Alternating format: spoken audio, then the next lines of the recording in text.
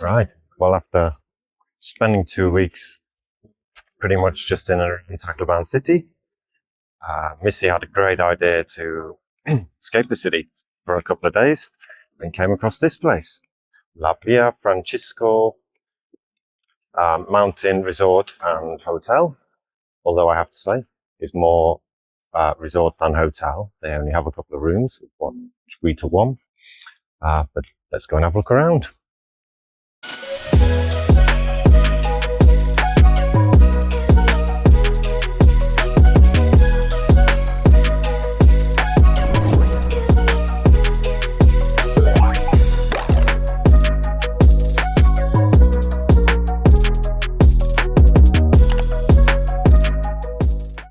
Firstly, this is a really, really beautiful site, quite big.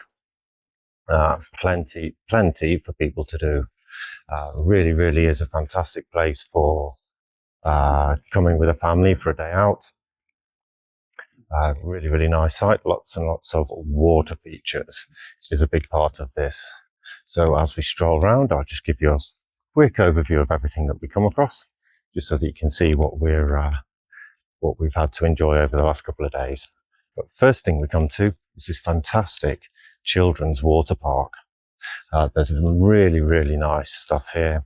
Water slides, almost like a adventure playground in the water, alongside another little pool with no diving.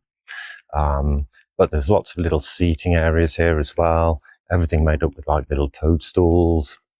And even the seating areas seem to have power points, sockets. So you can plug your phones in, bring some music and all these kinds of things. This water park for children is really, really quite special because it's just about 12 inches, maybe 18 inches of water. So not really any danger for the kids, but my gosh, they'd love it here. Misty's nieces would absolutely have a field day. One of the really good features about this place is they've got a massive function room. But due to Super Typhoon Yolanda some time ago, they don't have a restaurant. And so if you wanted to come and use the sort of function facilities, I think you'd really need to organise all your own catering. Not that that's a big problem, but it'd be perfect for like big birthdays, weddings, all of this sort of stuff would be absolutely amazing in this place because it's huge. And there are other facilities I should mention that have suffered because of Yolanda. There's a sort of butterfly enclosure at the top end of the site, which is just ruined at the moment. There's no butterflies. You couldn't really go in there. But up there, they also have like a viewing tower and a little climbing wall, which would be great for the little ones as well. I don't know how in use it is, but certainly an option. And as ever, with all these places, there's chickens and things running around as well. Everywhere you go around here, there's lots of really, really nice seating areas.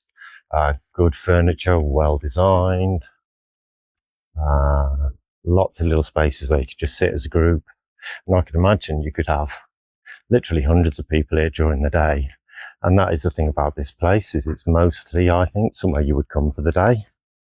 Bring the family, enjoy, bring some food, get some music on. Which another thing I'd say is that there's lots and lots and lots of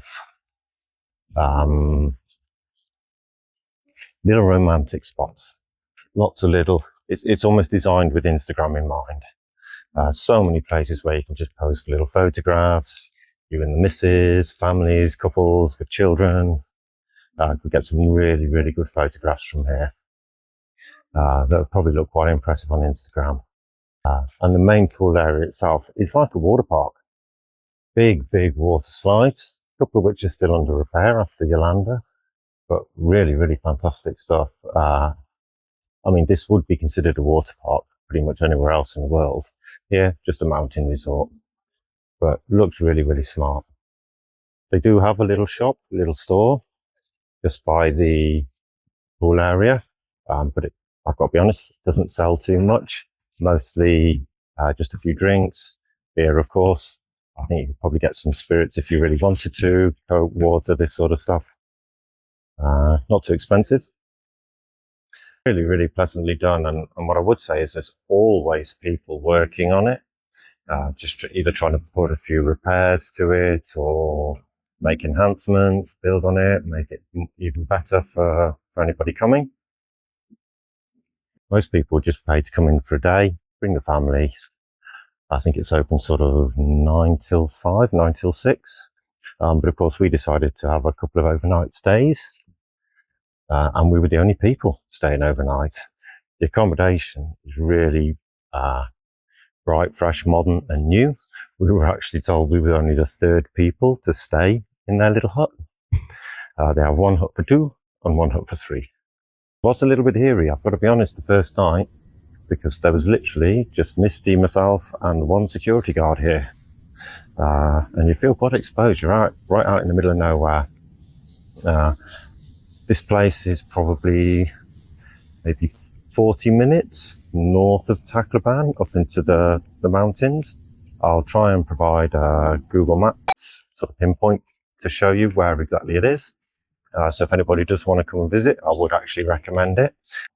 The other thing I would say is how reasonable it was.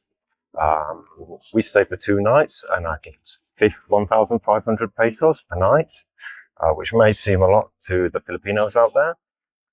But let's face it, maybe $30, 22, 23 pounds, to me is very, very reasonable for a very modern place. A little room, and fairly basic, but very modern, very clean, hot showers. Big thumbs up from me for that. So yeah, perfect little place to just come and get a couple of days getaway. Because they didn't have restaurants, we did also have to sort of order a lot of our food. Which can be a little bit of a challenge. Food Panda weren't particularly keen to come this far out, but we did manage to order some food from somewhere fairly local. And in the end, we went and found a little sari-sari store and bought some sort of pot noodles just so we could have something for dinner last night. I highly recommend it. If you want to come and have a look, or write in the comments, let me know what you think. If you've got any questions about the place, let me know. And I'll do my best to answer all those for you. Otherwise, that's Misty and Brit signing off.